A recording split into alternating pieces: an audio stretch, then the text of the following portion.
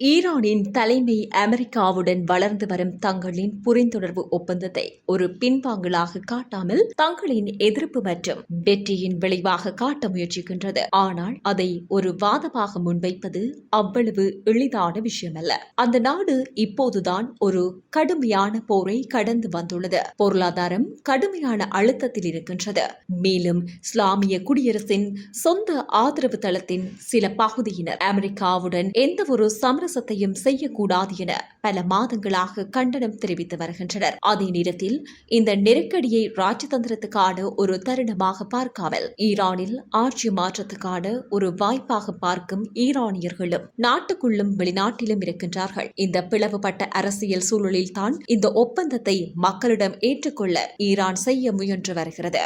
மூத்த ஈரானிய அதிகாரிகள் இந்த ஒப்பந்தத்தை ஒரு வெற்றியாகவே கட்டமைத்துள்ளனர். நாடாளுமன்ற சபாநாயகரும் ஈரான் தரப்பில் முதன்மை பேச்சுவார்த்தையாளருமான முகமது பாகர் காலிபாப் ஈரான் இறுதி வெற்றியை நோக்கி ஒரு நீண்ட அடியை எடுத்து வைத்துள்ளது என கூறியுள்ளார். அதிபர் மசூத் பெசஸ்கியன் இந்த புரிந்துணர்வை மாற்றத்தை ஏற்படுத்தக்கூடிய ஆற்றல் கொண்டது என விவரித்துள்ளார். இது முழுமையாக செயற்படுத்தப்பட்டால் ஈரானின் பல பிரச்சனைகளை தீர்க்க முடியும் என்றும் ஈரான் மற்றும் மத்திய கிழக்கில் ஒரு வித்தியாசமான உலகத்தை உருவாக்க முடியும் என்று அவர் கூறியுள்ளார். ஹாலிபாபின் பங்கு இதில் மிகவும் முக்கியமானது. ஏனென்றால் அவர் பெசஸ்கியனின் மிதவாத முகாமோடு அடையாளப்படுத்தப்படுவர் அல்ல. அவரது பகிரங்கமான ஆதரவு என்பது இஸ்லாமிய குடியரசு புரட்சிகர காவல் படைகளுக்கும் அமைப்பின் மிகவும் சக்தி வாய்ந்த பகுதிகளில் இருந்து இந்த ஒப்பந்தத்துக்கு ஆதரவு இருப்பதை உணர்த்துகிறது. அமெரிக்காவும் இஸ்ரேலும் தங்களுடைய முக்கிய நோக்கங்களை அடைவதில் தோல்வியடைந்து விட்டன என்கின்ற ஈரானின் வாதத்தின் அடிப்படையிலும் இந்த ஒப்பந்தத்தை ஈரானிய தலைமை ஒரு வெற்றியாக முன்வைக்கிறது.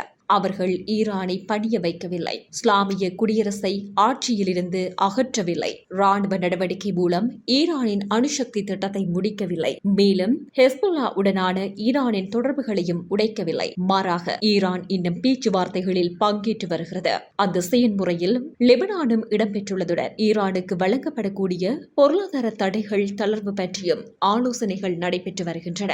ஆனால் அரசாங்கம் முன்வைக்கும் இந்த அதிகாரப்பூர்வமான விளக்கத்தை ஈரானுக்குள்ளேயே பலர் ஏற்கவில்லை. நாடாளுமன்றத்தின் தேசிய பாதுகாப்பு குழுவின் துணைத் தலைவரான ஒரு தீவிர போக்குடைய எம்பி இந்த வரைவு ஒப்பந்தத்தை ஈரானை அமெரிக்காவின் காலனியாக மாற்றும் ஒரு ஆவணம் என்று விவரித்ததாக கூறப்படுகிறது.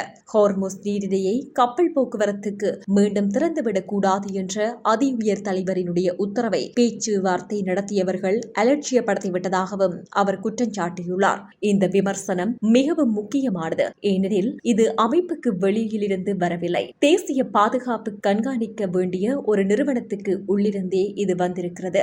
பல மாதங்களாக நாடாளுமன்றத்தில் உள்ள தீவிர போக்குடைய குரல்களும் அரசு சார்ந்த ஊடகங்களும் அரசு ஆதரவு இரவு நேர கூட்டங்களும் அமெரிக்காவை நம்ப முடியாது என்றே வாதிட்டு வருகின்றன. தொடங்குவதற்கு சற்று முன்பு வரை ராஜ்ய ரீதியிலான பேச்சுவார்த்தைகள் நடந்து கொண்டிருந்ததை அவர்கள் சுட்டிக்காட்டுகின்றார்கள். இஸ்ரேலும் அமெரிக்காவும் ராணுவ நடவடிக்கைக்கு தயாராகி வந்தபோது டிரம்பின் அரசு இந்த பேச்சுவார்த்தைகளை ஒரு போர்வையாக பயன்படுத்திக் கொண்டது என்றும் அவர்கள் கூறுகின்றார்கள். அவர்களை பொறுத்தவரை அமெரிக்காவுடன் செயற்படும் எந்த ஒரு ஒப்பந்தமும் ஒரு சமரசமாக கருதப்படும் அபாயம் உள்ளது. இருப்பினும் இந்த தீவிர குரல்களில் சில இப்போது சற்று அமைதியாக இருப்பது போல தெரிகிறது.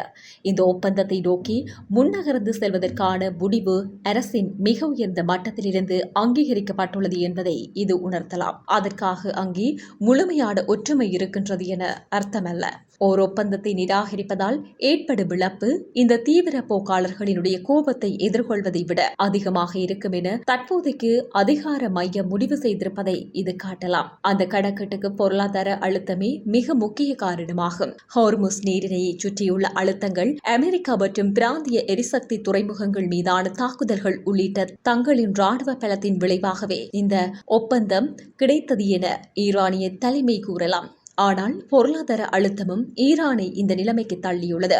போர், பொருளாதார தடைகள், கப்பல் போக்குவரத்துக்கான கட்டுப்பாடுகள், எண்ணெய் சந்தைகளுக்கும் வெளிநாட்டு நாணய வருவாய்க்கும் குறைந்த அணுகல், மேலும் மிக உயர்ந்த பணவீக்கம் ஆகியவை அனைத்தும் நாட்டையும் சாதாரண ஈரானியர்களினுடைய வாழ்வாதாரத்தையும் கடுமையாக பாதித்துள்ளன. பல குடும்பங்களை பொறுத்தவரையில் இந்த ஒப்பந்தம் ஒரு வெற்றி போல ஒலிக்கின்றதா என்ற கேள்வி அல்ல.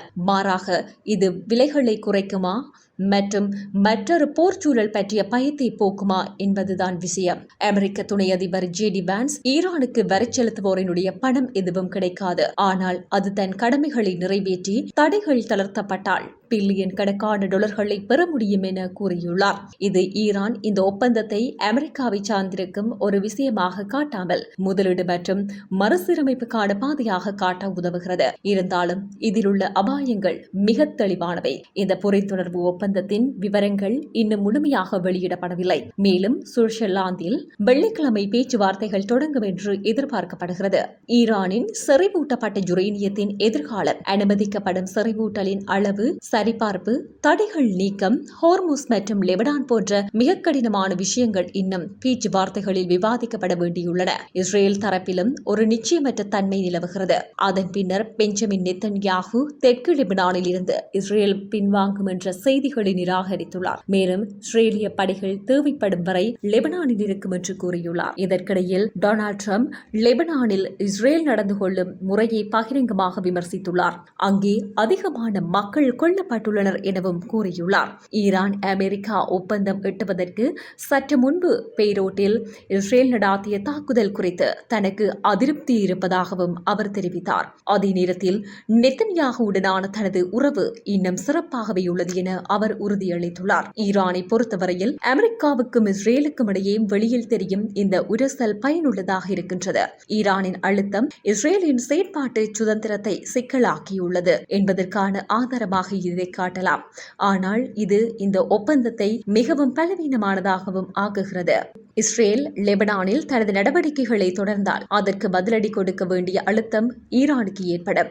அமெரிக்காவால் இஸ்ரேலை கட்டுப்படுத்த முடியாவிட்டால் லெபனானும் இந்த புரிந்துணர்வு ஒப்பந்தத்தின் கீழ் பாதுகாக்கப்பட்டுள்ளது என்கின்ற ஈரானின் வாதம் மிக விரைவிலேயே சோதனைக்குள்ளாகும். மேலும் அமெரிக்காவின் ராணுவ நடவடிக்கையை ஆதரித்து ஆட்சிக்கு எதிரான ஈரானியர் இந்த அமெரிக்க தாக்குதலால் என்ன சாதிக்கப்பட்டது என்று கேள்வி எழுப்பியிருக்கிறார். ஏனெனில் இது ஈரானில் அரசியல் மாற்றத்துக்கு வழிவகுக்கவில்லை என்றால் ஆளும் முறை மற்றும் என்பதுதான் எங்களின் நம்பிக்கையாக இருந்தது.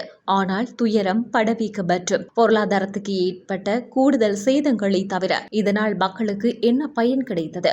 மற்றவர்கள் அரசாங்கத்தின் நிலைப்பாட்டுக்கு அதிக அனுதாபத்துடன் இருந்தனர். ஒரு பார்வையாளர் இந்த போரில் ஈரானே வெற்றியாளர் என்று கூறினார். மேலும் தடைகள் கெஞ்சுவதன் மூலமல்ல, அதிகாரத்தையும் வலிமையையும் பயன்படுத்துவதன் மூலமே நீக்கப்படுகின்றது என்பதை இந்த போர் சுட்டிக்காட்டியதாக தெரிவித்தார். மற்றொருவர் இந்த ஒப்பந்தத்தை மிகவும் எச்சரிக்கையுடன் வரவேற்றார். இது மக்கள் அதிக மன அமைதியுடன் வேலைக்கு வாழ்க்கைக்கும்.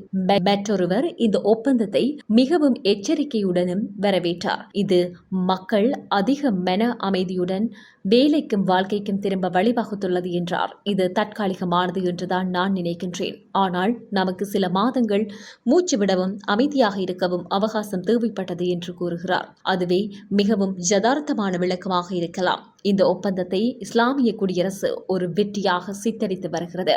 ஏனெனில் அதை ஒரு தவிர்க்க முடியாத அவசியமாக மக்களிடம் ஏற்றுக்கொள்ளச் செய்வது அதற்கு எளிதான விஷயமல்ல.